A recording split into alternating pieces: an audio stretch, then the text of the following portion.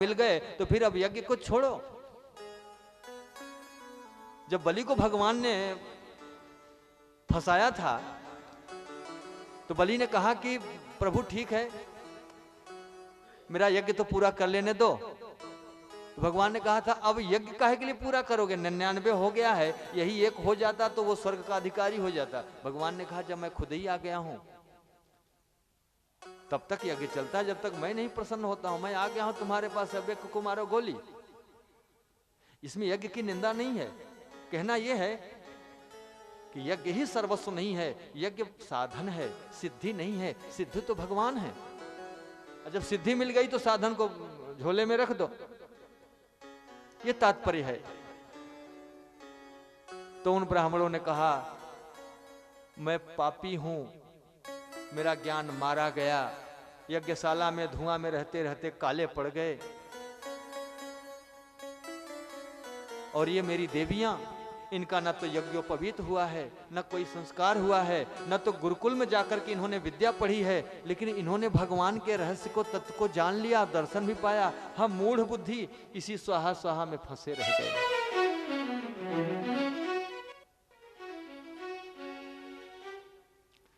सुखदेव जी कहते हैं कि बाद में इनको बड़ी इच्छा हुई कि हम भी दर्शन करें। अब पत्नियों का अनुगमन करना चाहते हैं। संसार में होता है कि पत्नी अनुगमन करती है, फॉलो करती है पति को, लेकिन जो प्रभु का हो गया उसका फॉलो सब उसको करेंगे। अब पति उसको उसका अनुगमन करना चाहते हैं कि मैं अपनी पत्नियों की तरह हम लोग भी भगवान का दर्शन कर लें। एक ने कहा कि नाम न लेना, कंस जीते जी काट डालेगा। तो कंस के राज्य में यही था कि कंस के लिए पूजा किया जाए, यज्ञ किया जाए, कंस के आदेश पर। पहले तो एकदम बंद कर दिया था, लेकिन अब कहीं कहीं पूजा चल रही है तो कंस के भय से। और भय सबसे बड़ा क्या था कि कृष्ण का उनका बैर चल रहा है, ये पता हो गया। कृष्ण को मारने का उपाय कर रहे हैं कंस महाराज और मार नहीं पा रहे हैं, और कृष्ण के पास हम जाएंगे तो हम भी मारे जाएंगे। ये सबसे बड़ा डर हो गया। कल भगवान श्री कृष्ण का माता रुक्मिणी के साथ शुभ विवाह होगा। अच्छा हुआ तो है, ये दोनों अलग नहीं हैं, क्योंकि माता रुक्मिणी लक्ष्मी हैं और नारायण लक्ष्मी एक ही हैं, लेकिन लीला के लिए समय समय पर ये सब होता रहता है। तो कल हमें बताया गया है कि खाली बोल के नहीं कथा का विवाह का वर्णन होगा। सचमुच में जैसा विवाह मना करते हैं आप लोग, बारात वगैरह की तैयारी, तो बारात सजाई जाएगी और बड़े धूमधाम से। तो भगवान की शादी में शामिल होने का मन तो है ना। कभी हाथ नहीं उठवाया, आज मेरी इच्छा है कि आप लोग हाथ उठाएं, और जो न शामिल होना चाहता हो ना उठाए हाथ। भगवान की बारात में शामिल जो होना चाहता है जरा एक बार हाथ उठा दे। वाह वाह, बहुत अच्छा, बहुत अच्छा, बहुत अच्छा। तो कल सुनिए सुनिए सुनिए। अच्छा, बारात निकलेगी गाजे बाजे के साथ में, तो जो बारात में जा सकेंगे वो जाएं, और बाकी लोग जो नहीं जा सके, चलने में जिसको दिक्कत है, कुछ है, तो वो यहां आके कथा सुने। कथा यहां चलती रहेगी और बारात घूम घा।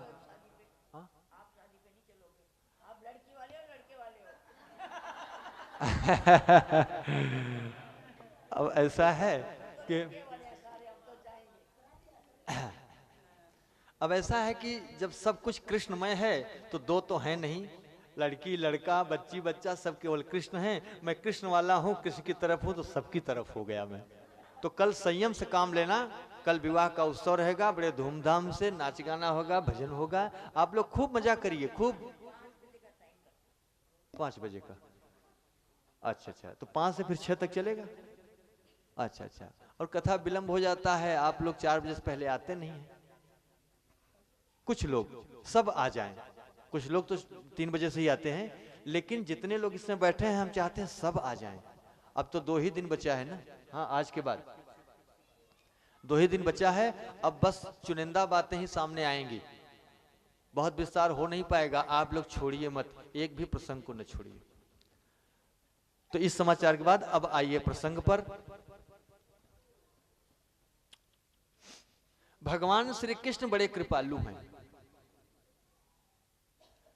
जब कोई बहुत घमंड करता है तो उसका घमंड तोड़ करके भी कृपा करते हैं भगवान, ये उनकी कृपा है। एक दिन उनको लगा कि सब ठीक हो गए, ब्रह्मा भी ठीक हो गए, वरुण देव को भी हमने पवित्र कर डाला उनका जल, और इधर गोपियां भी निर्वस्त्र नहाती थी, सब मना कर दिया। अच्छा, गोपियों का चर्चा हमने किया तो ये जिसका चीर हरण किए थे उसमें एक बात रह गई। प्रश्न आता है कि ये चीर हरण करना ये कौन सी लीला है, तो सभ्यता नहीं है, मर्यादा नहीं है, इसके पीछे भगवान ने ये सब क्यों किया? तो उसमें दो कारण हैं, एक लौकिक कारण है, एक पारलौकिक कारण है। यानी एक आध्यात्मिक है और एक सामान्य समझो। सामान्य तात्पर्य उसका अभिप्राय यह है कि जल में निर्वस्त्र कभी जाना नहीं चाहिए। यहां तक कि लिखा तो यह है किसी किसी नीति में, भागवत जी में अब इतना लिखा है इससे समझ लें, कहीं कहीं लिखा है कि बाथरूम में भी कुछ न कुछ वस्त्र पहन के ही नहाना चाहिए, ऐसा लिखा है। लेकिन चलो अब बाथरूम तक हम नहीं जाएंगे, ये नई व्यवस्था है, उस समय की व्यवस्था नहीं है, ये आज की व्यवस्था है, नई सभ्यता है। लेकिन नदियों में, तालाब में, किसी जल में निर्वस्त्र न जाएं, वरुण देवता का अपमान होता है। और एक और छोटी सी बात, बड़ी हल्की बात, कि जल में कीड़े मकोड़े रहते हैं, उससे भी खतरा रहता है, लेकिन मूल रूप से वरुण देवता का अपमान होता है। और जो भगवान ने उनको निर्वस्त्र ही बाहर बुलाया, यह बहुत तात्विक है। सुखदेव मुनि कहते हैं कि इस कथा को सुनकर के बड़े बड़े ज्ञानी भ्रमित हो जाते हैं। परीक्षित सावधान होकर सुनना। भगवान कहते हैं कि मेरे पास आना है तो जैसे हो वैसे ही चले आओ, और आओ भी तो पर्दा करके न आओ, किसी भी प्रकार का पर्दा नहीं करो, हमसे कुछ छुपा नहीं है। हमसे पर्दा कर रहे हो, पर्दा करने का प्रयत्न कर रहे हो, इसका मतलब है कि तुम ये समझ रहे हो कि कुछ चीजें हमसे छुपी हैं, यानी मेरा तत्व तुम जान नहीं पाए, असल में मैं क्या हूं, इसलिए छुपाने का प्रयास नहीं। भगवान के मार्ग पर अब आप लोगों के समझने के लिए यही कहूंगा कि कभी समय नहीं है अधिक श्रृंगार करने का और जाना है, समय हो गया है कथा में, मंदिर में, तो आप जैसे हैं वैसे ही चले जाइए। अच्छा, चले जाएंगे और विचार ये रहेगा कि आज तो ठीक नहीं है, हम लोग क्या कहेंगे, तो भी आप फंसे हुए हैं। इतना बेधड़क होके जाइए कि ख्याल ही नहीं आए अपने ऊपर। कृष्ण भगवान की भक्ति का यही तरीका है कि कोई पर्दा नहीं, कोई छुपाव नहीं, पूरी तरह से समर्पण। ये भगवान बताते हैं, तुम जैसे हो वैसे आ जाओ। अच्छा, अब इधर भगवान एक दिन जब सोचे कि इंद्र को देखें क्रोध आता है कि नहीं। जिसको क्रोध आता है वो अपने कर्तव्य का पालन ठीक से नहीं कर सकता, ये भगवान का विचार, भगवान का कहना है। क्रोधी आदमी कहीं न कहीं दूसरे के काम में तो गलती करेगा ही, दूसरे का काम करेगा ही नहीं, अपने काम में भी गलती कर बैठेगा। क्रोध में आ गया तो फिर सब गलती, घर में भी तोड़ फोड़ करेगा, क्रोध में आ जाएगा तो भगवान देख रहे हैं कि देखें इंद्र को इतना बड़ा हमने पदभार दे दिया है, उसको क्रोध आता है कि नहीं। भगवान की लीला चालू। एक दिन हर वर्ष की तरह खुशबू आने लगी, ब्रज में बढ़िया पकवान बनने लगे। भगवान ने नंद बाबा से पूछा कि बाबा बड़ा उत्सव जैसा है, सब बड़े प्रसन्न हैं, सब कोई कपड़े बनवा रहा है, कोई और तैयारियां कर रहा है, सब क्या है। कथ्यताम में पितः कोयम संभ्रमो व उपागतः किम फलम कस्य उद्देश्य है केन वा साध्यते मख। जब पिताजी ने कहा कि एक इंद्र यज्ञ हम लोग करते हैं वही होने वाला है, तो भगवान ने पूछा इस यज्ञ का फल क्या है, इसका उद्देश्य क्या है। नंद बाबा ने कहा कि इंद्र भगवान को प्रसन्न करते हैं हम लोग, फिर इंद्र देव बारिश करवाते हैं, बारिश से फिर सब घास पैदा होती है, फल फूल वृक्ष हरे भरे होते हैं, फिर सब हम लोग जीते हैं।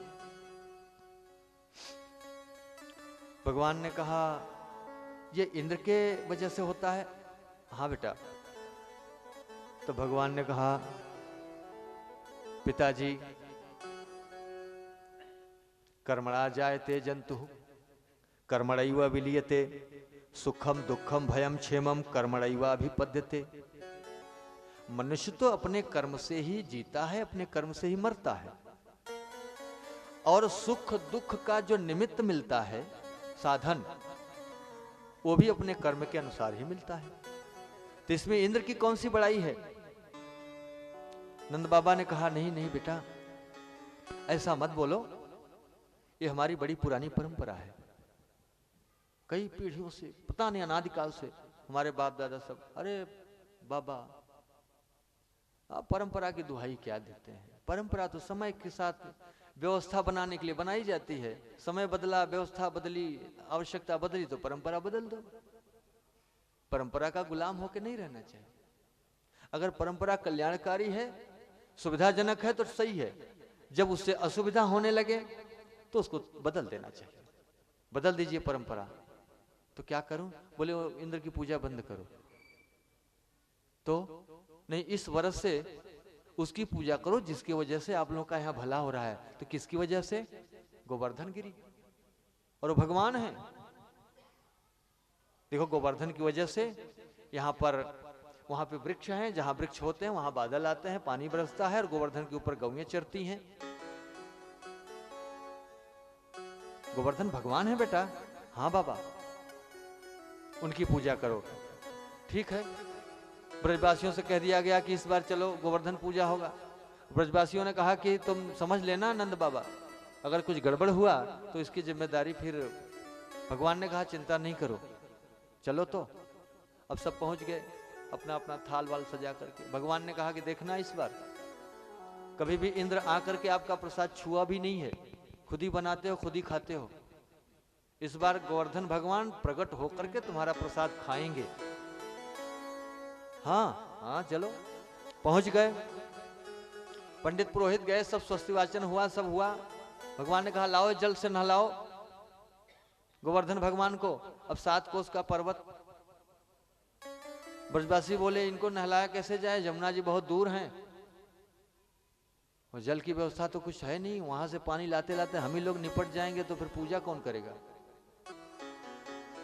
भगवान ने कहा, तो ब्रजवासी ने कहा कि गोवर्धन भगवान से बोलो, भगवान है तो पानी की व्यवस्था कर दें, भगवान तो कुछ भी कर सकते हैं। बोले अच्छा आंख बंद करो। सब ब्रजवासियों ने आंख बंद किया, और भगवान ने गंगा जी को आदेश दिया कि गंगा जरा एक धारा इधर भी कर दो। आ गई गंगा मैया। और जब गंगा मैया वहां से फूट पड़ी तो भगवान ने कहा कि देखो आ गई गंगा मैया, ये तुम्हारे मन से, तुम्हारे मन में जो भावना आई ये आ गई है, ये मानसी गंगा है। बोलिए मानसी गंगा मैया की जय। अभी भी मानसी गंगा मैया हैं। जब आप परिक्रमा करते हैं गोवर्धन का तो वहां बताया जाएगा कि ये मानसी गंगा। नहलाया गया। भगवान ने कहा चलो भोग लगाने के लिए। एक पंडित जी ने कहा पर्दा लाओ, पर्दा लाओ। काहे के लिए? नहीं, पर्दा लगा दो जरा, पर्दे में भगवान भोग लगाते हैं। श्री कृष्ण भगवान ने कहा कि पर्दा मत लगाओ, ये ऐसे भगवान नहीं है, ये प्रकट होंगे सबके सामने, जरा आंख बंद करो। पंडित जी मंत्र बोलो। पंडित जी ने मंत्र बोल दिया, और पंडित जी ने कहा चलो भाई आंख बंद करो सब कोई। पर्दा तो नहीं लगाया, लेकिन आंख बंद करके जरा आवाहन करो। त्वदीयं वस्तु गोविंदम तुभ्यमेव समर्पये गृहाण सुमुखो भूत्वा प्रसीद परमेश्वर। भगवान, हे गोवर्धन भगवान, आपका ही आपको दे रहे हैं, प्रसन्न हो जाइए, स्वीकार करिए। अब कृष्ण भगवान एक रूप से यहाँ खड़े हैं और एक रूप से सामने जाकर के काले काले एकदम बन गए, हाथ पांव वाले गोवर्धन भगवान बन गए। अब ये कृष्ण भगवान जो है, बालक कृष्ण भगवान बोलते हैं आंख खोलो ब्रजवासी। जब ब्रजवासियों ने आंख खोला तो गोवर्धन भगवान प्रकट। बोलिए गोवर्धन भगवान की जय। चलो खिलाओ अपना अपना। अब अपना अपना थाल लेकर के आगे बढ़े, सब हाथों से डाल रहे हैं, गोवर्धन भगवान खाते चले जा रहे हैं। देखो 56 भोग आ गया, सारा पदार्थ गोवर्धन भगवान खा गए, प्रसाद के लिए इतना भी नहीं बचा। अब सब गदगद हैं कि कितनी कृपा, हमने जो कुछ बनाया था भगवान ने पा लिया, मेरा कृतार्थ हो गया, मेरी मेहनत सफल हो गई। अब बड़े गदगद हैं, सब पूजन होता है, सब होता है। फिर भगवान ने कहा चलो आंख बंद करके भगवान को विदा करो। हे भगवान ऐसी कृपा बनाए रखना। गोवर्धन भगवान अंतर ध्यान हो गए। कृष्ण भगवान ने कहा चलो सब अपने अपने घर पे। अब सब बड़े गदगद। हाँ, उधर इंद्र को पता चला, मेरी पूजा बंद। इंद्र को क्रोध आया। अहो श्रीमद महात्मम गोपानाम काननौ कसाम। ये जंगल में रहने वाला जंगली बालक भड़का दिया ब्रजवासियों को। कृष्णम मर्त्यमुपाश्रित्य ये चक्रुर देव हेलनम, मेरी अवहेलना करवा दिया। बादलों, सांवर्तक बादल जो प्रलय में बरसते हैं, सब धरती को बहा लेते हैं, जाओ इतना बरसों के पूरा ब्रजमंडल को बहा दो। अब बादल तड़पने लगे, गरजने लगे, होने लगी बारिश।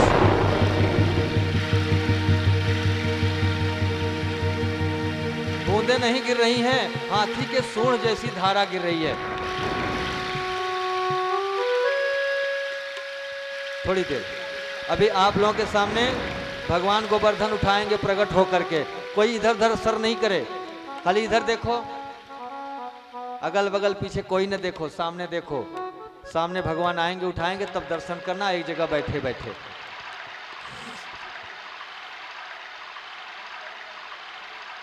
इतना बारिश कि पूरा जल जल हो गया ब्रज में। अब सब ब्रजवासी अपने अपने बच्चे को छुपा करके दौड़े। कन्हैया कन्हैया, दंड बाबा, देखो हम न कहते थे कि इंद्र नाराज होंगे तो तुम संभालना, देखो अब हम लोग क्या करें, देखो अब तो लगता है प्रलय हो जाएगा। भगवान ने कहा डरो मत, जिसकी पूजा की हो उसके पास चलो, वो बचाएगा। अब सब अपनी अपनी गठरी मोटरी जो भी गाय बछड़ा जो ले सका, जितना लेते बना, भागे सब गोवर्धन पर्वत के पास। भगवान ने कहा आओ आओ। अब सुखदेव जी महाराज कहते हैं कि 7 वर्ष के भगवान, 7 कोस का पर्वत। अब भगवान क्या किए, भगवान देखते देखते इत्युक्तैकेन हस्तेन कृत्या गोवर्धनाचलम और दधार लीलया कृष्ण छत्राकमेव बालकः। जैसे कोई बालक छोटी सी छतरी को उठा लेता है, इसी तरह श्री कृष्ण भगवान ने अपनी एक अंगुली से पूरे गोवर्धन पर्वत को उखाड़ लिया। बोलिए गोवर्धन धरण भगवान की जय हो। भगवान ने गोवर्धन को उठा लिया है अंगुली पर और कहा कि सभी ब्रजवासी गोवर्धन के नीचे आ जाओ। और सारे ब्रजवासी उस गोवर्धन के नीचे जो गड्ढा है, विशाल गड्ढा, उसमें सारे ब्रजवासी छुप गए। भगवान ने गोवर्धन उठाए रखा, 7 दिन 7 रात्रि तक गोवर्धन को उठा के रखा है। और बारिश तो होती रही, लेकिन गोवर्धन के नीचे श्री गोवर्धन महाराज महाराज तेरे हाथ मुकुट विराज रहो। श्री गोवर्धन महाराज महाराज तेरे हाथ मुकुट विराज रहो। श्री गोवर्धन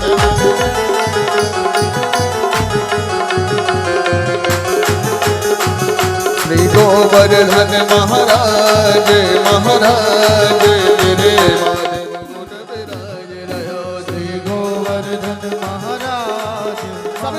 साधु की सेवा करते हुए बोल गिरिराज महाराज की जय हो जय हो।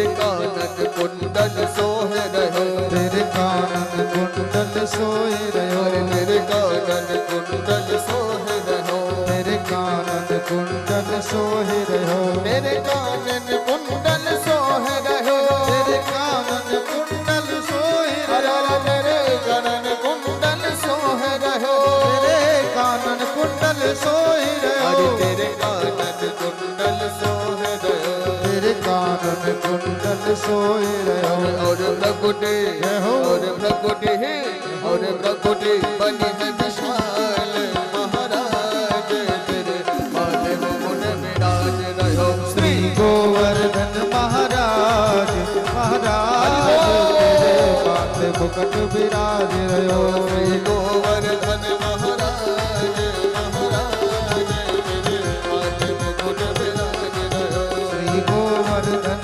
महाराज महाराज तेरे माथे मुकुट विराज रहो।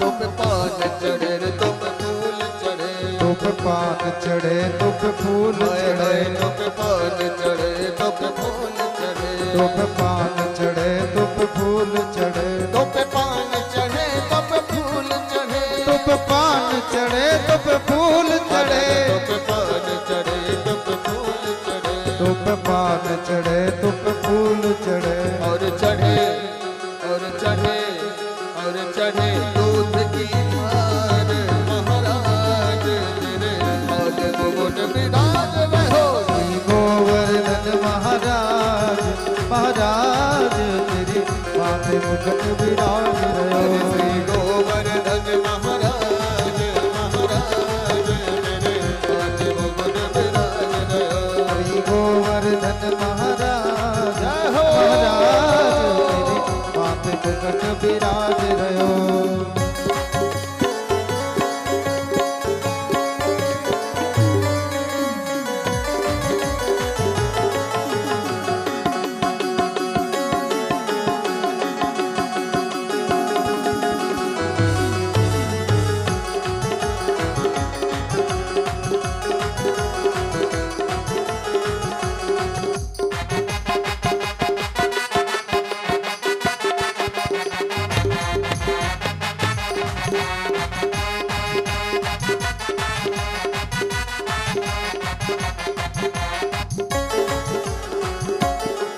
तेरो सात कोस को रूप प्रभु, सात कोश को रूप प्रभु, ओ प्रभु सात कोस को रूप तेरो, तेरो सात कोश को रूप तेरो, अरे प्रभु सात कोस को रूप तेरो, प्रभु सात कोश को रूप तेरो, प्रभु सात कोस को रूप तेरो, प्रभु सात कोश को रूप तेरो, प्रभु सात कोस को रूप तेरो, हरि सात कोश को रूप तेरो, और संकट और संकट और संकट दूर करो, हाँ करो, तेरे माथे मुकुट विराज रहो, तो सब जग को प्रतिपाल गोपाल तेरे माथे मुकुट विराज रहो, श्री गोवर्धन महाराज महाराज, तेरे माथे मुकुट विराज रहो, तेरे गोवर्धन महाराज महाराज तेरे माथे मुकुट विराज रहो।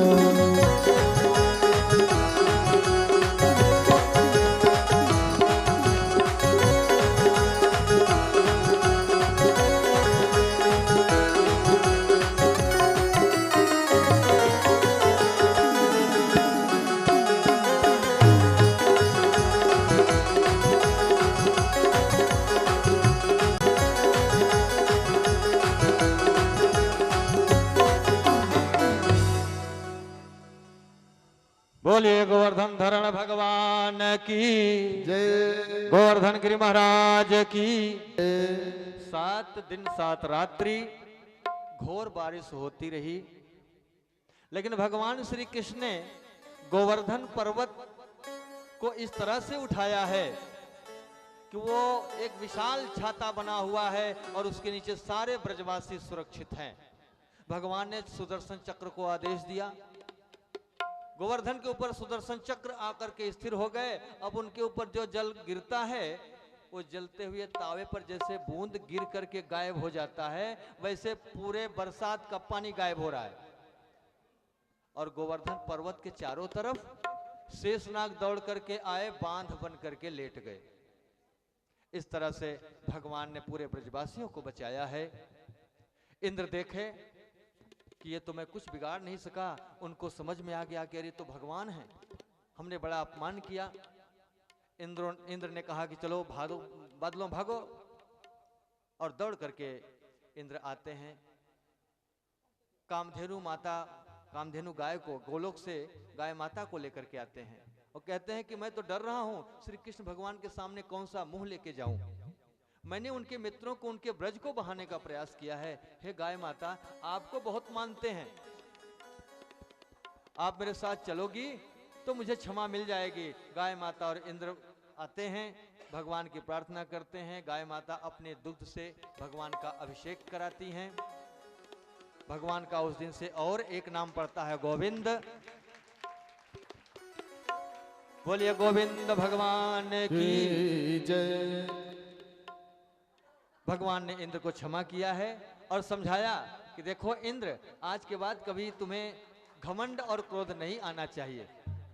मैंने तुम्हें ज्ञान देने के लिए लीला किया है और बाकी मुझे क्या चाहिए। हमने देखा कि तुम अहंकारी हो गए हो। इस तरह से भगवान ने इंद्र पर कृपा किया है। आज की कथा का विश्राम यहीं पे हो रहा है। बड़ी शांति के साथ आप लोग आरती और प्रसाद लेके अपने अपने घर जाएं। अच्छा, तो सभी यहाँ आएंगे। उसके बाद जब बारात में जाना होगा तो घोषणा की जाएगी। तो चुपके से उठ करके जो जाने वाले हैं, जिसको नाचना है, उछलना है, वो अपना जाएंगे और बाकी लोग बैठे रहेंगे, कथा चलती रहेगी। और दूसरा, एक और बात सुन लीजिए, खास चीज, कि कल भगवान रुक्मिणी और कृष्ण का भगवान कृष्ण रुक्मिणी का विवाह है। तो देखो, भगवान और रुक्मिणी के विवाह में जो रुक्मिणी के सुहाग का दर्शन करेगा, हमारे पूर्व आचार्य संत लोग कहते हैं इसका बड़ा फल है। वैसे तो आप लोग सब आ ही रहे हो, सब आएंगे ही। जो सुहागन है उनका सुहाग अचल रहेगा, जो कुंवारी हैं उनको अच्छा वर मिलेगा। इसलिए कल भगवान कृष्ण रुक्मिणी का विवाह का दर्शन करना है। और आप लोग उस विवाह में अपनी ओर से कुछ भी तुलसी पत्र, फूल, जो आपकी सामर्थ्य हो, भगवान के नाम पे यहाँ समर्पित कर सकते हैं। सुहाग का सामान, बिंदी, चूड़ी, सिंदूर, हीरों का हार भी दे सकते हैं। हाँ भाई, भगवान तो यही देखते हैं कि इसको हमने सब कुछ दिया है और मेरे नाम पर ये क्या दे सकता है। कुछ कीमती चीज, कुछ अपनी प्रिय चीज, ये क्या त्याग सकता है कि नहीं। हालांकि त्यागना पड़ेगा ही एक दिन, लेकिन संसार के लिए छोड़ के हम जाते हैं तो वो संसार ही भोगता है। लेकिन जो भगवान के नाम पर त्यागते हैं वो भगवान को मिलता है, फिर भगवान उसका लाख गुना आपको फिर से देता है। इसलिए भगवान का उत्सव मनाया जा रहा है। आप लोग एकदम सच्चा मान करके कि प्रकट रूप से हो रहा है, वो भावना से कल सम्मिलित होइए। इसी के साथ श्री आरती गाओ, हे गिरधर तेरी आरती गाओ, हे गिरधर तेरी आरती गाओ, हे गिरधर तेरी आरती गाओ, आरती गाओ प्यारे आपको मनाओ, आरती गाओ प्यारे आपको मनाओ, रे बांके बिहारी तेरी आरती गाओ, रे बांके बिहारी तेरी आरती गाओ, मोर मुकुट तेरे शीश पे सोहे, मोर मुकुट तेरे शीश पे सोहे, ओ प्यारी वंशी मेरो मन मोहे, प्यारी मुरली मेरो मन मोहे,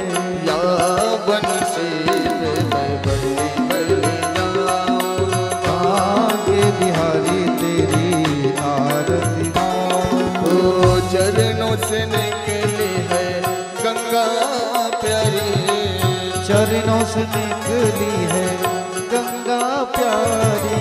तो जिसने सारी दुनिया तारी, जिसने सारी दुनिया तारी, उन चरणों पे मैं शीश झुकाऊं। मांग बिहारी तेरी आरती गाऊं। ओ व्यास दास के नाथ आप हो, व्यास दास के नाथ आप हो। ओ सुख दुख जीवन प्यारे साथ आप हो, सुख दुख जीवन प्यारे साथ आप हो। उन चरणों के मैं दर्शन पाऊं। श्री बांके बिहारी तेरी आरती गाऊं। ओ श्री हरिदास के प्यारे तुम हो, श्री हरिदास के प्यारे तुम हो। ओ मेरे मोहन जीवन धन हो, मेरे मोहन जीवन धन हो। एक छवि बलिहारी जाऊं। देख छवि तेरी वारी जाऊं। गिरधर तेरी आरती गाऊं। हे गिरधर तेरी आरती गाऊं। ओ ललिता जी के सब सखियां प्यारे, ललिता दिख सब सखियां प्यारी। ललिता जी के सब सखियां प्यारे, ललिता दिख सब सखियां प्यारी। ओ संग सो है वृष भानु दुलारी, सग सोहे ग्रस भानु दुलारी। पास सदा वृंदावन गाऊं। श्री बांके बिहारी कर्पूर गौरम करुणावतारम, संसार सारम गिरिहारम, सदा वसंतम हृदयारविंदे, भवं भवानी सहितं नमामि।